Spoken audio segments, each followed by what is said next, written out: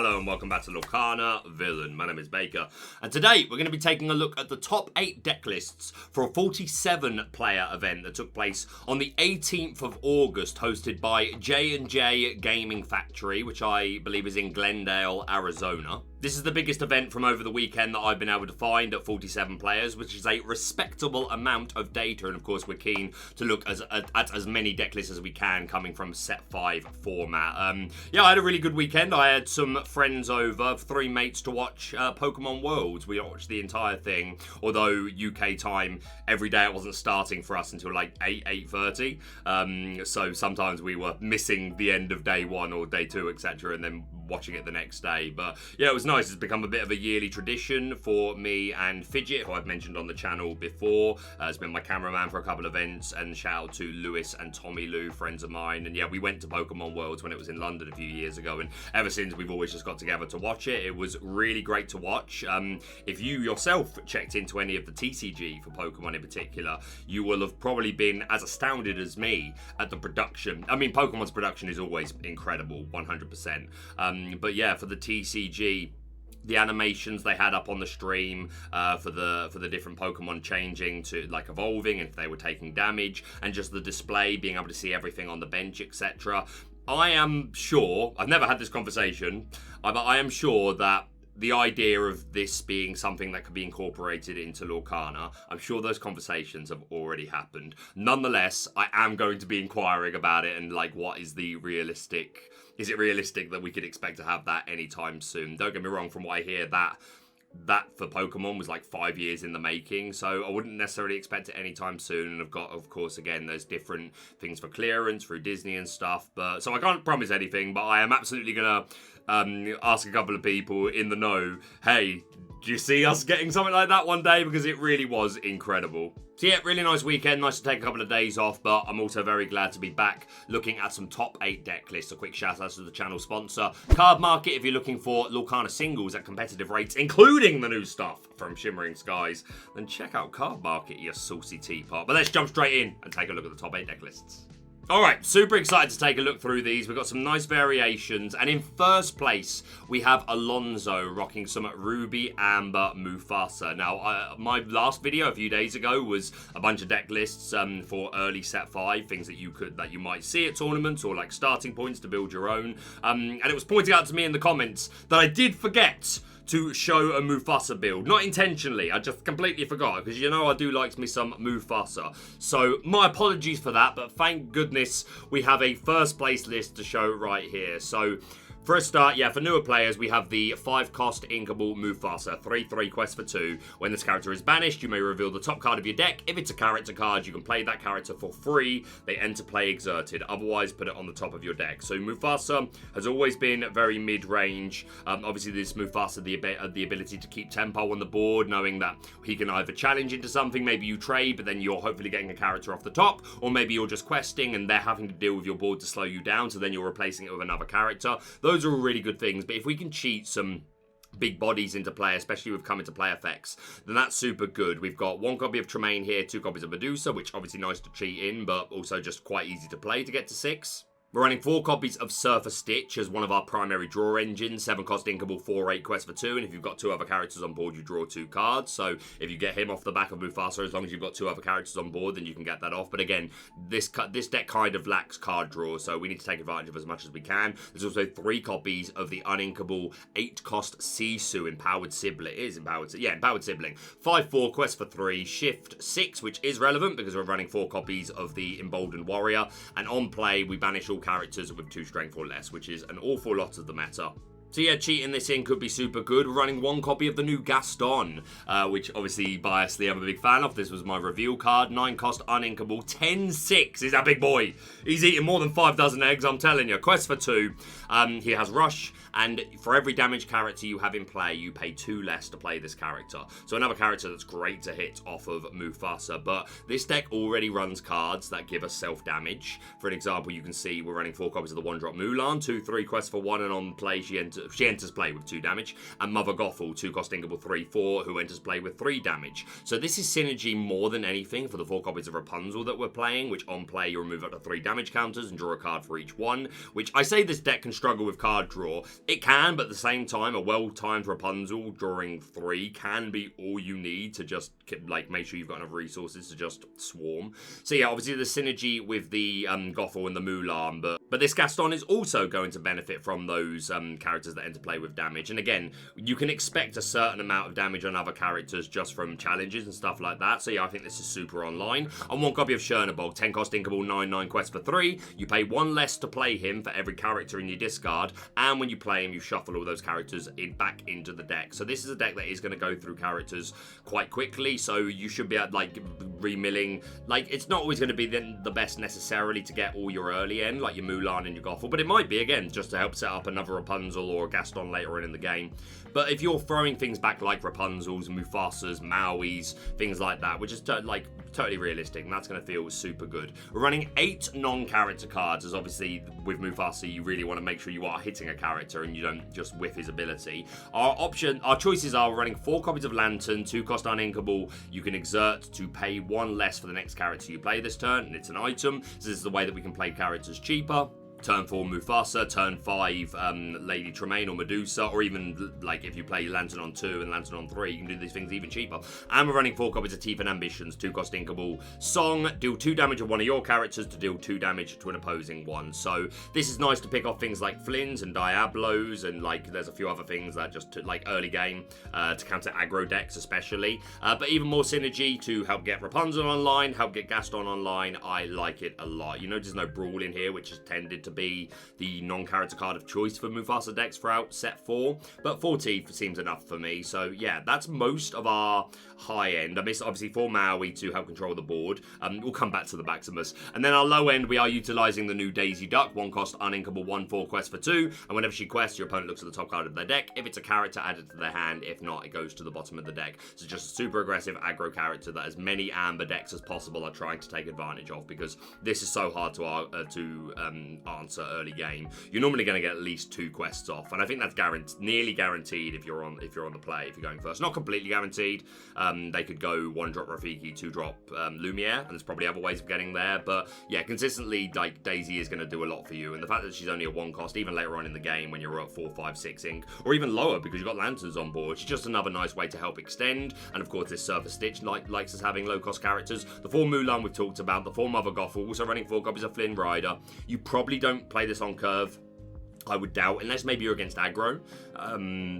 Even then, they should be able to match the 2. But maybe you do it on curve. It's matchup dependent. But later on in the game, when you've already established a Maui or this Hydra, who we also need to come back to, the Sisu, something like that, then this could be a nice way to race the game. 3 copies of Julieta Madrigal on play, remove up to 2 damage from a character, and if you did remove any damage, you can draw a card, so just a bit more card draw, and she's inkable. 1 copy of Pongo, you can pay 2 to look at the top card of your deck, and if it's a character, which hopefully it will be, as that's the majority of our deck, you get to just add it into your hands, so just a bit more passive card draw.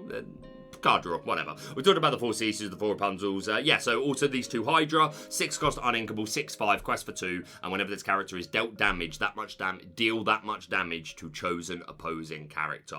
Super good into steel decks, obviously, if they want to try and use swords and Zeus and things like that, then you can often punish them. And even if you're just challenging with Hydra, like, if they've got another character on board, whatever damage you do, that character does to you that you're challenging, you're then also pinging that onto another character. So, and I think it is chosen opposing character. I did wonder if it was any, so that maybe some Gaston memes there. But yeah, Hydra, it's not the first time we're seeing him in a Mufasa deck. And then lastly, we have Maximus, Team Champion, 6-cost Inkable, 3/5, quest for 2.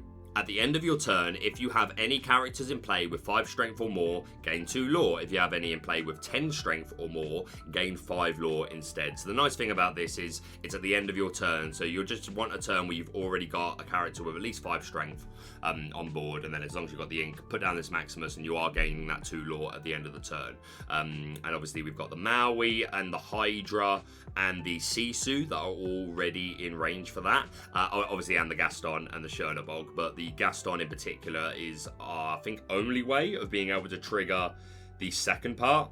Yeah, just the Gaston. So, like, it begs the question, like, do you want to consider, like, the Floodborn Queen line in here? I know that's 8 slots that you need to find. And maybe even Lumiere just to get Chernabog up to that same amount. It's probably not worth it, realistically. Like, you don't have to lean all the way into it. I still think Queen line could be a shout.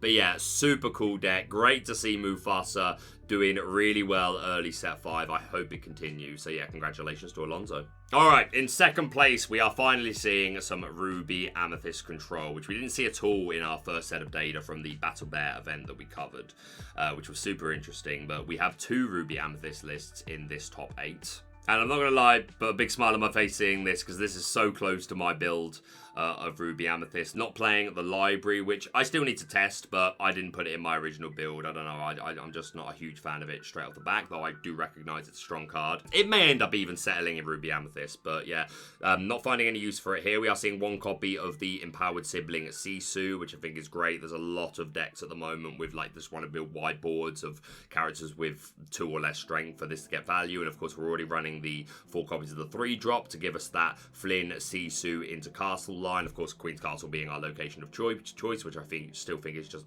hugely superior. For our 1-drops, we're running 4 Olaf, 4 Mini. So I was on the 4 Rafiki and 4 Olaf because I really like the 1/3. Along with Crab, it can, obviously it takes out Daisy, and they just into anything. I just think you get a lot out of your 1/3.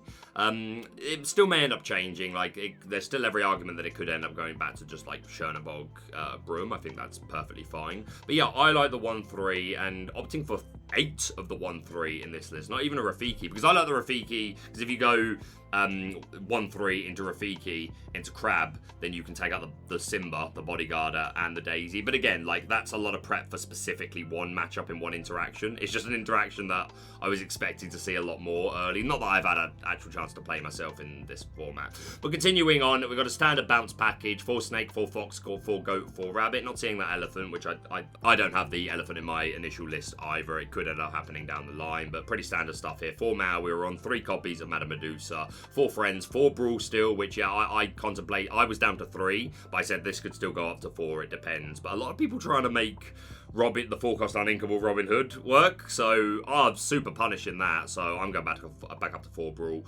3 B-Prep is what I'm on as well. I'm not completely comfortable with that. There's part of me that still thinks like it should be 4, but I'm on 3 and did well for Tony. Of course, there's Crab that I mentioned earlier, which I think is super strong at the moment. Helps with locations, helps with big bodies. I'm just a huge fan of the Merlin Crab. And we're seeing 2 copies of Teeth and Ambitions, which isn't in my initial Ruby Amethyst list, but of all my options or things to potentially put in the deck, it was number 1 of like, this is what I want to get into the deck more than anything. Of course, I'm running Kuzco's, but yeah, just having these 1/3s gives you a ton of synergy here.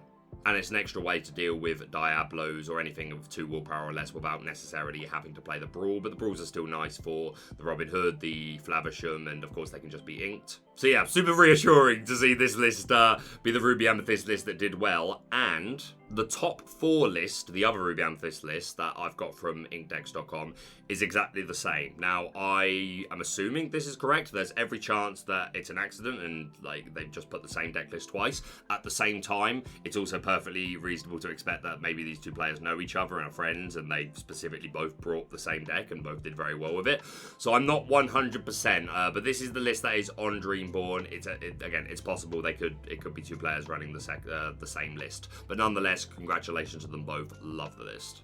Alright, next up, very, very exciting. In top 4, we have Andy with some Blurple. So, all the ramp, all the card draw. For our early bodies, we're running 4 copies of Chernabog to check certain things, draw cards. Rafiki, that 3 strength, I still think is going to be relevant throughout the meta. Our bounce package is 4 Snake, 4 Fox, 4 Goat, 4 Rabbit, and that be the lot. We're running 3 copies of the 2-drop Ursula Mad Sea Witch. 2-cost inkable, 1/3 quest for 1, and Challenger 2, which I think is a perfectly respectable body to have on a 2-drop, but we're also playing 2 copies of the Floodborn Sea Witch Queen, 7-cost inkable, shift 5, 4/7 quest for 3. When she quests, you can exert a chosen character, and while on board, your opponent just can't exert to sing songs, which is really crippling for a lot of decks, so you'll have to see it. Running 4 copies of the new Tipo, 2-cost inkable, 1/2 quest for 1. 1, and on play you can put a card from your hand into your Inkwell face down exerted, so even more ways to ramp aggressively from turn 2, and again we're paired with Amethyst, so we should be able to draw out of that.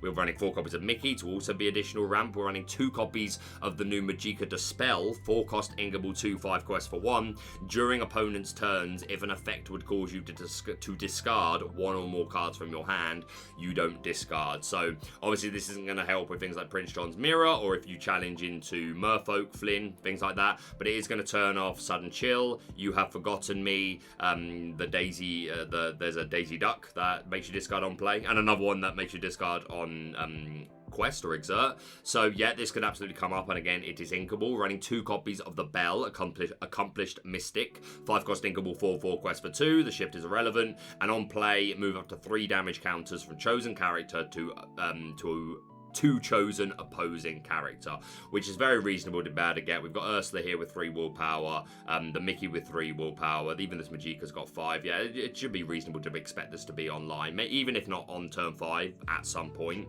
We've also got 4 copies of Elsa here, who's another character with 5 willpower, so a nice way to get damage on. And on play, she exerts a character, and she's got Russian Evasive, so I absolutely love her in this deck, especially because it means we can shift into the Elsa Spirit of Winter. 8-cost uninkable, 4/6, quest for 3, shift 6, and on play, exert up to 2 chosen characters. They can't ready at the start of the next turn. Just pin them down, slow them down, and hopefully win the race, or like just exert them so that you can challenge them with other things. Running 2 copies of Yzma, 6-cost inkable 4/4 quest for 2, shift 4 is irrelevant, and Cruel Irony. When you play this character, shuffle another chosen character into their player's deck. That player draws 2 cards. So similar to the newer card we have, Maui in Emerald, which is also can be a location or an item, but similar effect, shuffling something back in and the owner of that card draws 2 cards. So you can give yourself some card draw with that, just send back one of your low-cost characters, or just remove a threat if we want to. And another way to just remove a threat if we want to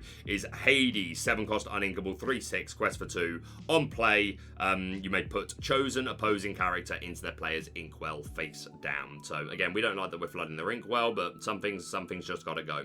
4 copies of Friends on the other side for draw, 2 copies of Let It Go for some more removal to the inkwell, and 2 copies of Mufasa, Ruler of Pride Rock. 8-cost uninkable 4/9 quest for 4. On play, exert all your cards in your inkwell, then return 2 cards at random from your inkwell to your hand, so an immediate +2, but -2 ink. And everything the light touches, whenever this character quests, ready all cards in your inkwell. If any deck is going to take advantage of this, I think this is absolutely the one. So yeah, a huge boss monster in this deck, which can absolutely win you the game. No lucky dimes in here, worth noting. But yeah, looks super fun. Glad to see a Blurple list perform very well at a respectable field tournament. So yeah, huge congratulations to Andy. Next up in top 8, we've got Jonathan with the first of 2 Ruby Sapphire decks. This is another deck that was not represented at the previous Battle Bear event. Same as Ruby Amethyst though, they've come into this one and taken 2 spots each. So we've got all the control cards from Ruby. We're running 2 copies to Be Prepared for board wipe, 3 Brawl to remove certain things. Running 3 copies of Maleficent, Monstrous Dragon. On play, banish a character. And again, we're ramped, so this should be online at a reasonable point in the game. 3 copies of that uninkable Sisu Empowered Sibling for hopefully a board wipe for a lot of characters. And again, just a big aggressive body that quests for 3. She can shift on to no copies of the Empowered Emboldened Warrior. We're instead running 3 copies of the Daring Visitor, 3-cost uninkable 1/1, quest for 1, evasive, and on play, banish a character with 1 strength or less, which there are already a fair few characters with 1 strength or less, but we're running 3 copies of Ice Block, which can lower a character's strength by 1, to get more characters into C2 range, more characters into Big C2 range, more into Brawl range, more into Medusa range, who we're running 3 copies of. We've got 2 copies of the new Cusco, 6-cost inkable 3/5, quest for 2, and on play you can put a chosen item or location into their player's inkwell face down and exerted. So remove that dime for good, so there's no way that it can be brought back with Tamatoa. Get rid of that Queen's Castle, and questing for 2 is pretty good. And he's also got buy invite only, where you pay 4 and your other character's game resist 1 until the start of your next turn. There will come a point in the tournament where this is relevant, I'm telling you. 3 copies of Maui to control the board, 4 Flavisham for exceptional card draw, 3 copies of Tala for some reasonable card draw, and of course a 4-cost cost characters, as you can sing things like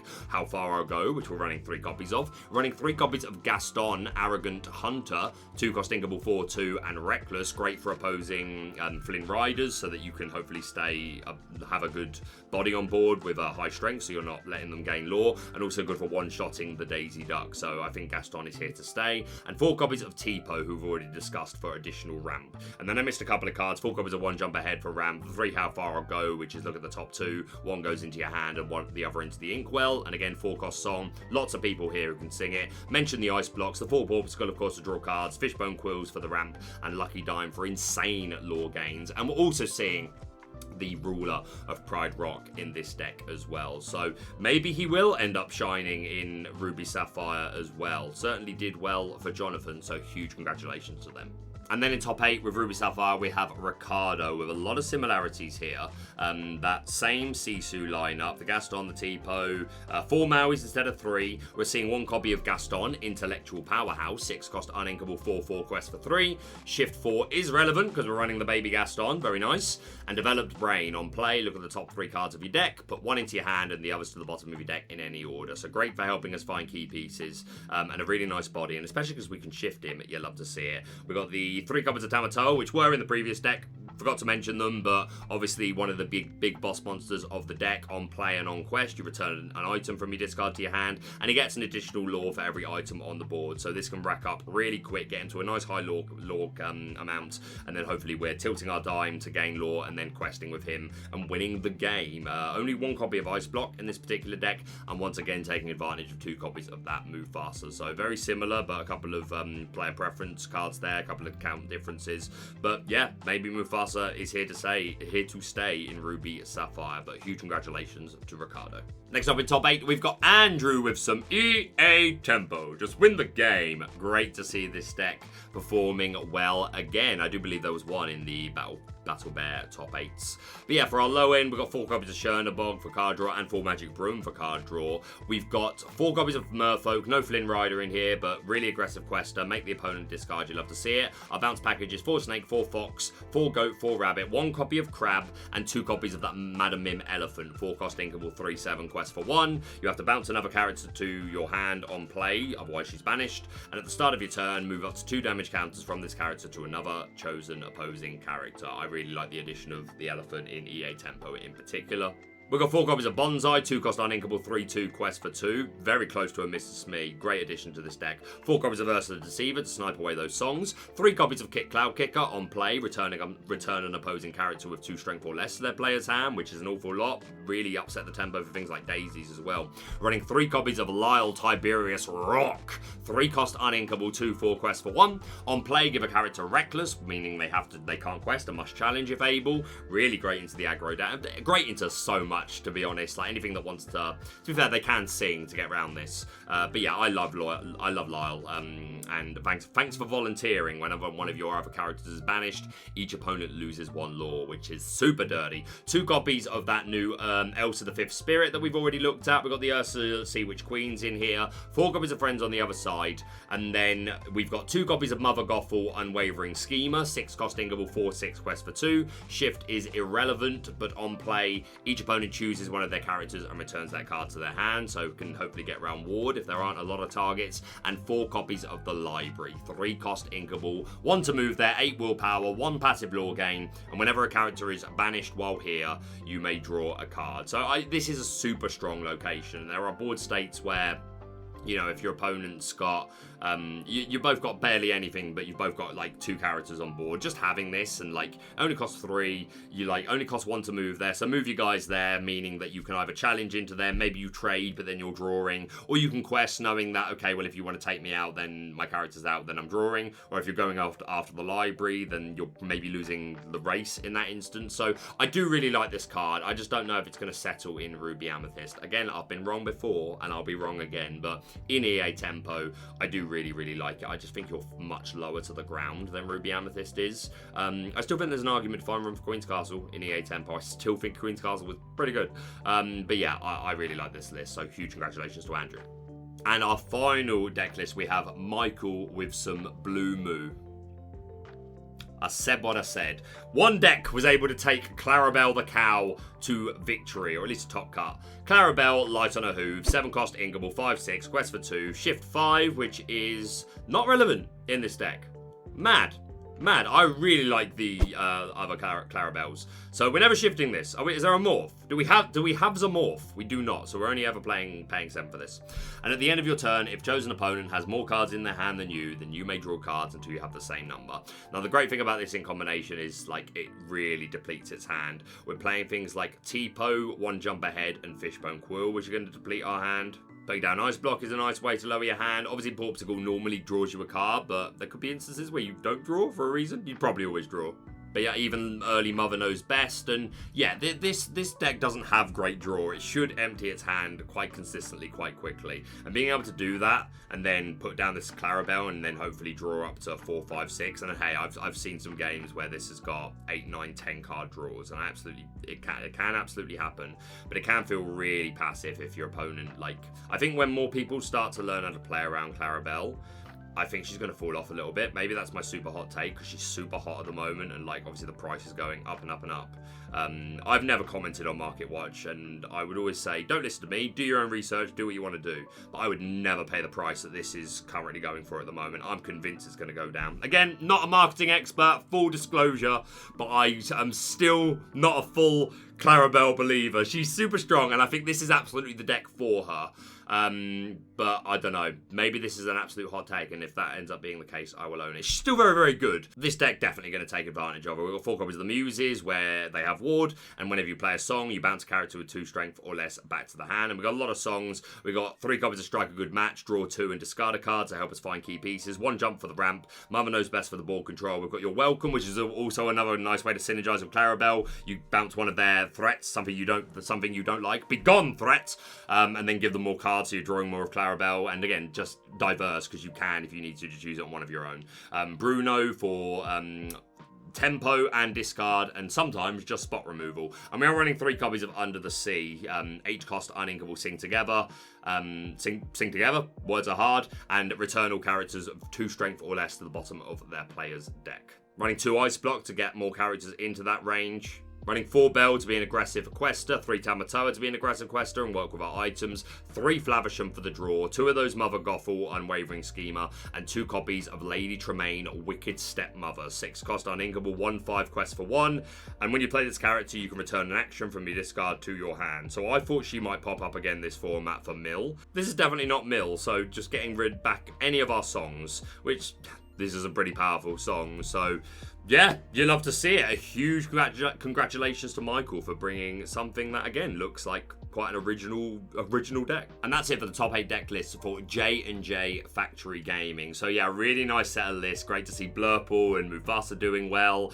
No Steel Song like in the prior event, the Battle Bear event. 3 Steel Song lists and none of them making it this time. And again, 47 players is a reasonable field. So meta seems super open at the moment. I'm so excited. I haven't had barely any chance to actually play.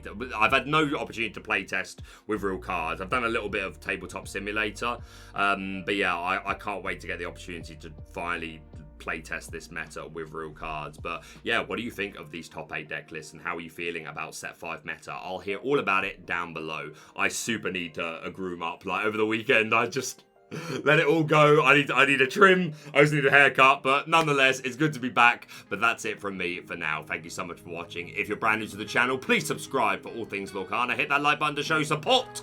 And we'll see you soon.